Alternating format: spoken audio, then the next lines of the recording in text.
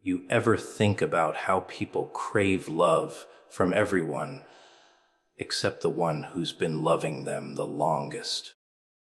They chase attention, chase validation, try to fill an emptiness that was never meant to be filled by another human being. They scroll through screens, beg for signs, break themselves just to feel seen. But there's something bigger, something ancient, that's been whispering to them the whole time. Words written long before they were born, meant only for them. A message that doesn't flatter, doesn't lie, doesn't change. It doesn't promise comfort. It promises purpose. But the problem is, most people are too busy chasing noise to recognize the handwriting. Love has always been written, not searched for. People act like love is some kind of scavenger hunt, like they have to travel miles, break hearts, lose themselves just to find it. They walk around with holes inside them, hoping someone else will fill them, never realizing those holes were never meant to be filled by people. They keep chasing faces, chasing moments, chasing attention. But what they're really chasing is something that's been written for them all along. It's already there. Ink on paper, eternal. But they don't read it. They rewrite it. They distort it. They ignore it because it doesn't sound like what they want to hear. You ever see how desperate people get for love? They call it romance, but it's panic. They'll trade their peace just to be noticed. They'll pretend to be something. They're not just to keep someone from leaving. They think love is a transaction. If I give enough, if I sacrifice enough, maybe I'll be enough. But real love doesn't negotiate. It doesn't beg. It doesn't need to be proven. It's not earned. It's revealed. It's not found in another person's validation. It's discovered in the quiet places where you finally stop performing. Love was written into existence before you ever took your first breath. It wasn't created when someone said they liked you or when someone stayed. It was there when everything else left. You don't search for it, you remember it. But that's the problem, isn't it? People forget. They forget they were loved before they were broken, before they were rejected, before they even learned what loneliness felt like. They think love is something fragile, temporary, conditional. They think it fades when people walk away. But love, the kind that's written in truth, doesn't leave. It doesn't need an audience to exist. The tragedy is that people read every message except the one meant for them. They open notifications faster than they open their own hearts. They read between the lines of text messages, but ignore the lines that were written for their soul. They ask for signs, for proof, for reasons to believe they're worth something, but it's all there, spelled out, waiting. Love isn't hiding. They are. Hiding behind distractions, behind pain, behind noise. Because reading what's already written means facing the uncomfortable truth that they were never unworthy. And that means they've been wasting their time begging for what was already theirs. You ever notice how people run from real love? Because it's heavy.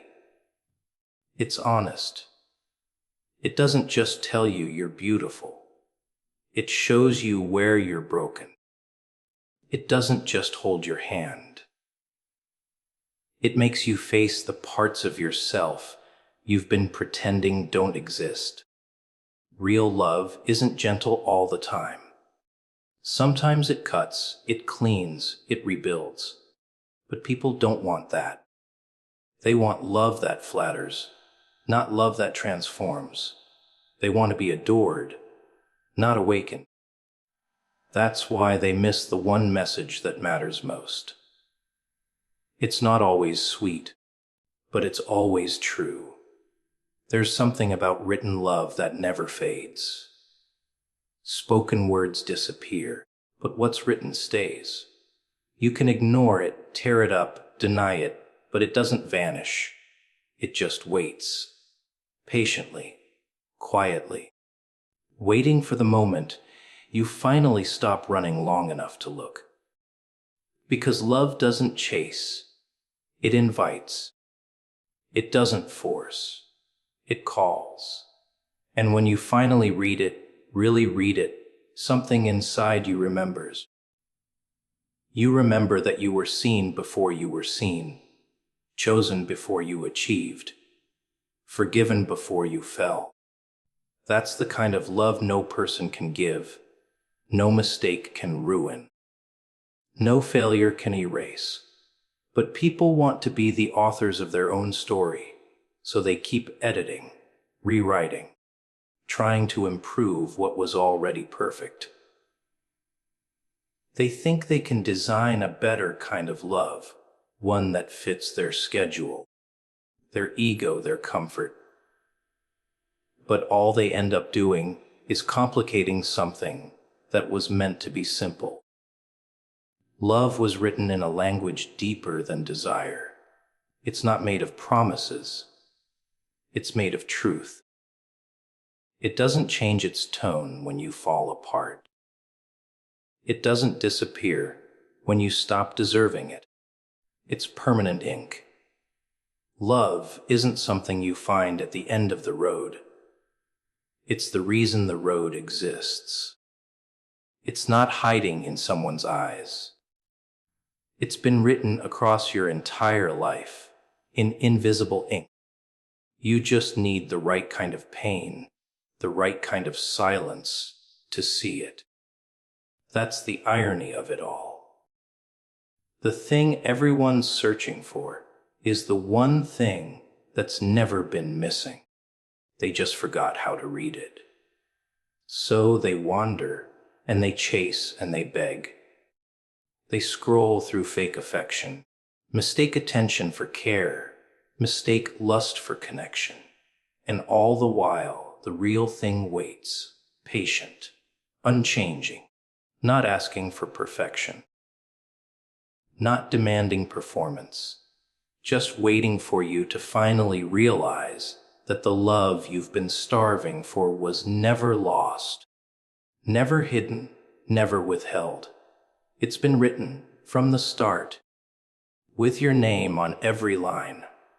The message was personal long before you were aware. Everyone walks around acting like they stumbled into existence, like their life is some random accident that just happened to fall into place. They think meaning is something they have to create, not something already carved into their bones. They chase purpose like it's hiding behind some door they haven't opened yet, when the truth is, it's been whispering their name since before they could even speak. The message was written for them, not for the crowd, not for the world, just them. But people don't like personal messages. They like noise. They like to blend in with the chaos, because being chosen makes them uncomfortable. It means responsibility. It means they can't pretend they don't know anymore. You ever notice how people ignore things that hit too close to home? The truth shows up in their lives over and over, disguised in pain, in loss, in coincidence, and they just shrug it off. They think life's random. But it's not random, it's precise. Every heartbreak, every delay, every unanswered prayer is part of the same letter written in a language only their soul understands. The problem is, they stopped listening. They traded their intuition for logic, their faith for convenience. They only believe what they can see, so they miss what's been meant for them all along. You think it's easy for a message to reach someone who refuses to open it. That's the tragedy. They cry about silence when the message has been delivered 1,000 times. They just don't like the way it sounds. It's not always pretty. It doesn't tell them what they want to hear. It tells them what they need to. And most people can't handle that. They'd rather keep searching for validation from strangers than face a truth that exposes their illusions. But the message doesn't change. It's patient. It waits. It shows up again and again in different forms, through different people, until you finally get tired of pretending you don't hear it. There's something almost cruel about how personal it is. You can't run from it. You can't hide behind excuses. It knows your fears, your secrets, your scars. It doesn't need to ask questions. It already knows the answers.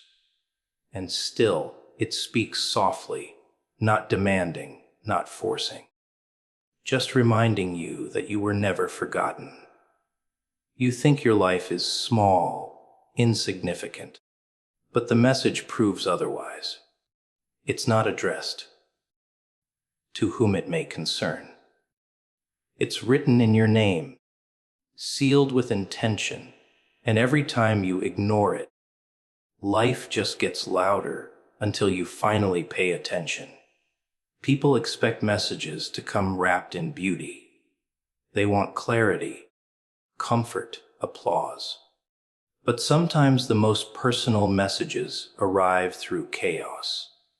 They come through betrayal, through loss, through nights that stretch too long. Because pain is a form of handwriting too. It writes truths you wouldn't otherwise read. The message doesn't always sound loving. It is loving, but it doesn't have to sound like it. Sometimes it shatters before it saves. Sometimes it breaks everything open so the light can finally get in. You ever think about how certain moments feel like déjà vu? Like something or someone is trying to tell you something again. That's not coincidence. That's repetition with purpose. The same lessons keep circling back because you keep refusing to learn them. The same patterns keep reappearing because the message hasn't been received yet. Life doesn't move on until you do. And when you finally stop running, stop distracting yourself, stop numbing yourself, that's when you realize the message wasn't chasing you to punish you. It was chasing you to wake you up. There's a kind of loneliness that comes with realizing the message was always personal. Because once you understand it, you can't hide in the crowd anymore. You can't unsee it. You can't pretend your choices don't matter. The message exposes everything fake. It tears down the walls you built to protect yourself. It reminds you that your story was never supposed to look like anyone else's. And that comparison was the thing killing you all along. It's not just words, it's instruction.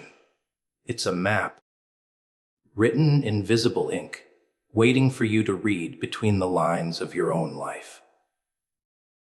People want control. They want to dictate how the story unfolds, how the message sounds. But that's not how it works. You don't edit it, you live it.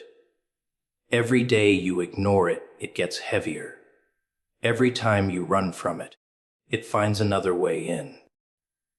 Through dreams, through strangers, through moments that feel too real to dismiss.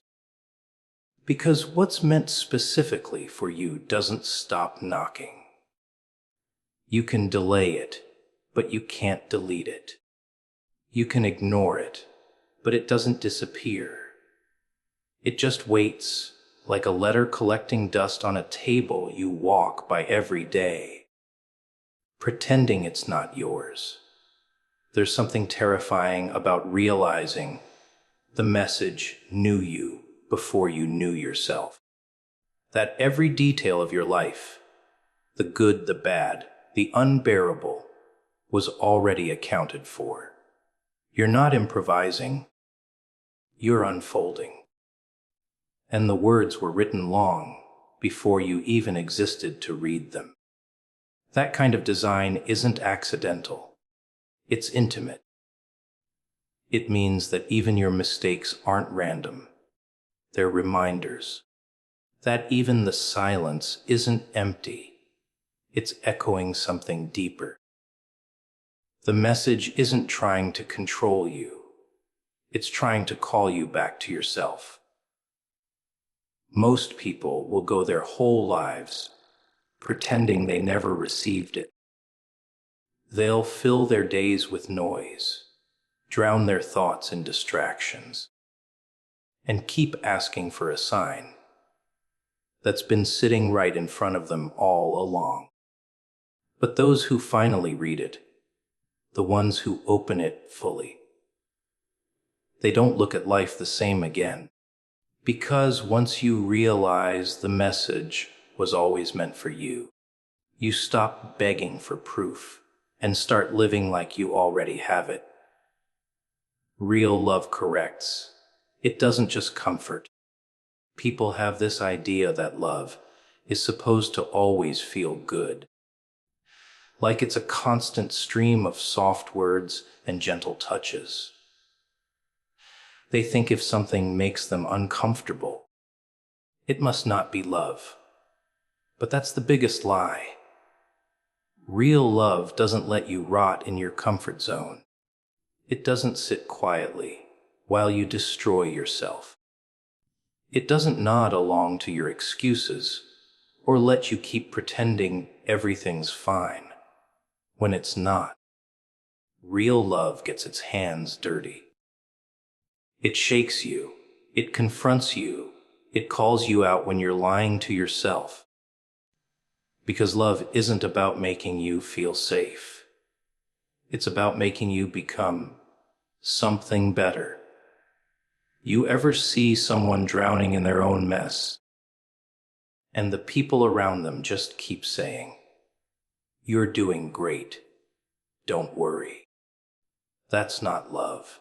That's convenience. Real love doesn't watch you drown. It drags you out of the water, even if you fight it. It hurts sometimes. It humiliates you sometimes. It strips away your pride and your delusions because love doesn't care about your image. It cares about your soul. It's not afraid to make you angry because it's not trying to please you. It's trying to free you. That's the difference between fake love and real love. One wants to keep you happy. The other wants to keep you alive. But most people can't handle that kind of love. They call it harsh. They call it controlling. They call it too much. Because it doesn't feed their ego. It starves it. Real love doesn't flatter your insecurities. It exposes them. It tells you the truth no one else has the courage to say. It shows you the version of yourself you try to hide behind jokes, smiles, or silence. It's not the voice that says, "You're perfect just the way you are." It's the one that says, "You could be so much more if you stopped pretending." That's the voice people run from, but it's the only one that's real. You ever wonder why people choose lies over truth? Because lies hug you while they kill you. Truth hurts while it heals you. Love and truth are inseparable. And that's why real love feels like both a wound and a cure. It tears through your illusions, breaks the walls you built to protect your pride, and then it helps you rebuild piece by piece. That process isn't romantic. It's brutal, but it's real. And that's what makes it love. If it doesn't demand growth, it's not love. It's comfort dressed in kindness. Real love tells you no when everyone else tells you yes. It blocks doors you're not ready to walk through. It stops you from settling for less just because you're tired of waiting. It's not always obvious in the moment. Sometimes it feels like rejection, like punishment, like silence. But underneath all that pain is protection. Love won't let you destroy yourself, even if you call that destruction freedom. That's why the strongest kind of love will frustrate you before it fulfills you. It'll make you question everything before you understand anything. You think love is supposed to agree with you. No. It's supposed to challenge you. It's supposed to pull you out of your excuses and show you what you're capable of. Real love looks you dead in the eyes and says, I know what you're doing, and you're better than that. It doesn't whisper lies just to keep the peace. It breaks peace to build truth. And the people who truly love you, they're not the ones who always make you feel good. They're the ones who tell you what no one else will, even when it costs them your approval. The funny thing is, when love corrects you, it doesn't do it to punish you. It does it to remind you of who you are. It sees something in you that you've forgotten, something sacred that's been buried under all the noise, the fear, the failure. So it confronts you, not out of anger, but out of conviction. It refuses to let you settle for mediocrity when you were built for something higher. That kind of love doesn't need to be liked. It needs to be understood. People say they want real love, but what they really want is reassurance. They want someone who will tell them they're right, even when they're wrong. But love doesn't play that game. Love looks you in the mirror and forces you to face what you've become. It strips away everything fake, everything fragile, until what's left is truth. It's not cruel. It's cleansing. It's the fire that burns away everything you thought you needed. And yeah, it hurts. But the only thing pain ever destroys is what was never meant to stay. The most powerful love doesn't make you comfortable. It makes you honest. It doesn't let you stay broken just because it understands your pain. It demands healing. It demands change. It demands responsibility. And that's why most people walk away from it. They'd rather stay loved for who they pretend to be than be challenged into becoming who they're meant to be. But the truth is, real love never leaves you the same. It doesn't just comfort you when you cry. It teaches you why you're crying and how to stop breaking your own heart. It's not always warm, but it's always worth it. That's the kind of love that doesn't just hold you. It rebuilds you. It sees your cracks and calls them potential. It doesn't avoid your darkness. It steps into it. It doesn't protect your feelings. It protects your future. It's not the love that says, "You're fine the way you are." It's the one that whispers, "You're more than this." And in a world full of people chasing validation, that's the only kind of love that's still pure. Most people miss truth chasing attention. It's the tragedy of this generation, really. Everyone's shouting, but no one's listening. They confuse being seen with being understood, being loud with being heard. They'll post their pain online, turn their insecurities into captions, and wait for hearts and comments like they mean healing. They think attention is proof of worth, but it's not. It's temporary applause from people who don't even remember your name after they scroll past. Truth doesn't trend, it transforms. But transformation isn't flashy, it's quiet. And that's why they miss it. People say they want honesty, but what they really want is validation. The moment truth doesn't fit their narrative, they reject it. They call it negativity, judgment, hate. Anything to avoid facing the mirror it holds up. But truth doesn't care about your comfort. It doesn't care about your image, your likes, your followers. It's not trying to be popular. It's trying to free you. And freedom isn't something people like anymore. It's too heavy. It comes with responsibility. It requires you to let go of the lies you've built your identity around. And most people would rather keep pretending than rebuild from scratch. You see it everywhere. People would rather chase attention than meaning. They'd rather be talked about than be changed. They want the light, but not the exposure. They crave recognition, not revelation, because revelation demands accountability. It forces you to admit you've been wrong, you've been lost, you've been fake. But attention doesn't ask for anything. It just fills the silence long enough for you to forget how empty it is. That's why it's so addictive. Attention is the cheap imitation of purpose. It feels good, but it doesn't last.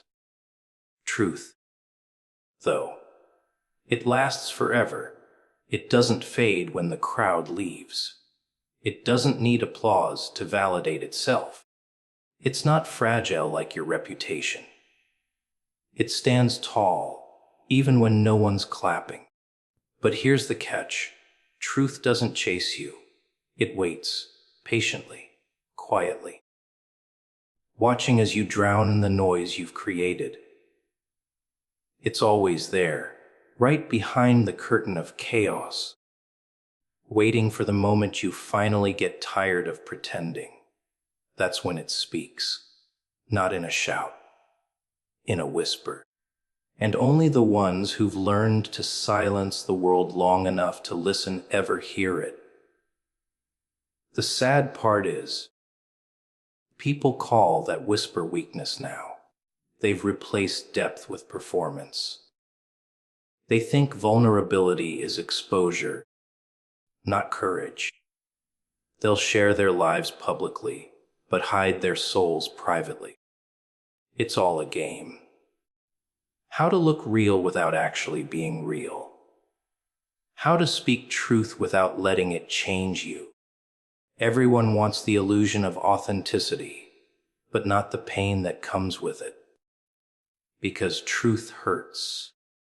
It cuts through your excuses, slices open your illusions, and exposes every lie you've ever told yourself just to feel okay. And people aren't ready for that. They'd rather scroll than heal. But attention, it's a funny thing. It feeds your ego while starving your spirit. The more you chase it, the emptier you become.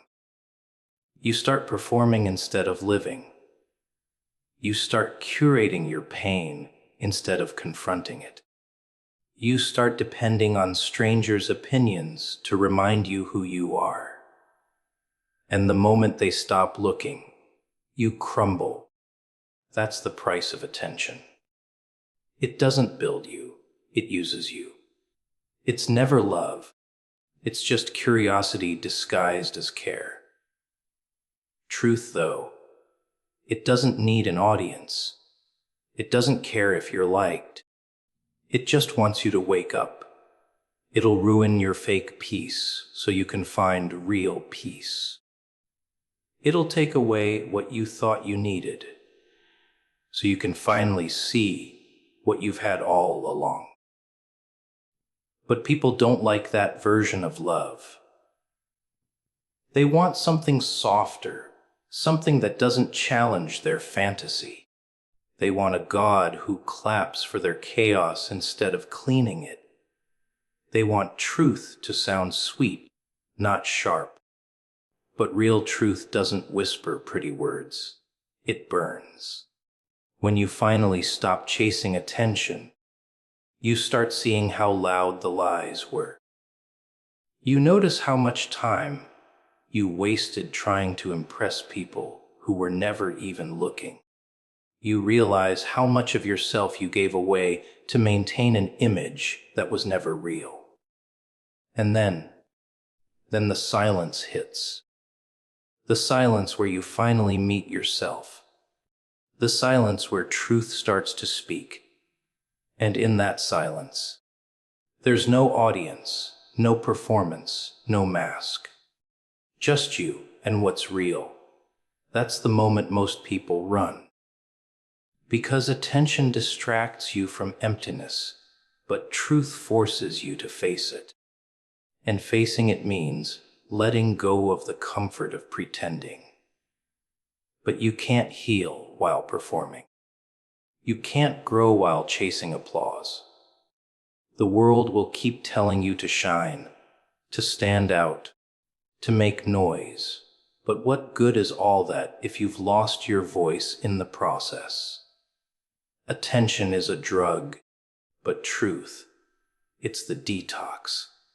It's the withdrawal that hurts before it heals. It strips away everything fake until all that's left is something raw, something honest, something real. And maybe that's why so few people ever find peace. They keep chasing the spotlight, not realizing the truth was never out there in the noise. It was buried inside them, waiting for the silence to bring it back to life.